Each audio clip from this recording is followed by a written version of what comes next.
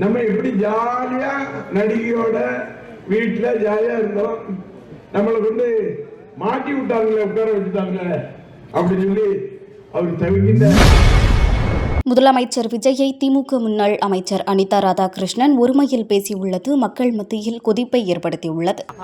சட்டமன்றத்தில் முதலமைச்சர் மூஞ்சி அப்படி தொங்கப்பட்டுகிறாரு, மற்றதெல்லாம் என்ன தெரியல. இன்னைக்கு கவர்னர் உரையிலே இந்த பாருன்னு சொன்னா, அடுத்து இன்னைக்கு பட்ஜெட் கூட்டத்தொடர் வருகின்ற போது ஒவ்வொருத்தரும் துண்ட காணும் துணிய காணும் ஓட போற தான் இருக்கும். அதுபோல ஆஸ்டின் அவர்கள் பேசுகின்ற போது அலற விட்டாரு. அலற விட்டது மட்டுமல்ல, முதலமைச்சர் மூஞ்சிக்கு நேரம் கையிட்டு வாய் திறந்து பேச மாட்டியா முதலமைச்சர் கேட்டாரு. அவருக்கு ஒண்ணு வரல, என்னடா நம்மளை கேட்கறதுக்கு இப்படி வந்துட்டாங்களே, நம்ம வந்து மாட்டிக்கிட்டோமே, நம்ம எப்படி ஜாலியா நடிகையோட வீட்டுல ஜாலியா இருந்தோம், நம்மளை கொண்டு மாட்டி விட்டாங்களே, உட்கார வச்சுட்டாங்க அப்படின்னு சொல்லி அவர் தவிர்க்கின்ற. அவருடைய மனதில் நான் வியாபாரி, ஒரு வியாபாரி கடைக்குள்ள நுழையும் போதே அவர் கடன் வாங்க வர்றதா பணத்தோட வர்றாங்கிறது எனக்கு தெரியும்.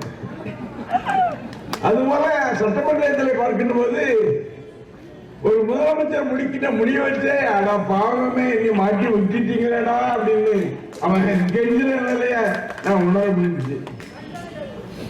இன்றைக்கு இளந்தலைவராக இருக்கின்ற மரியாதைக்குரிய உதயநிதி ஸ்டாலின் அவர்கள் அந்த கர்நாடகாவிலே கொண்டு வருகின்ற நிலைகளை நீக்கின்ற வகையில் கொண்டு வந்த தீர்மானத்தை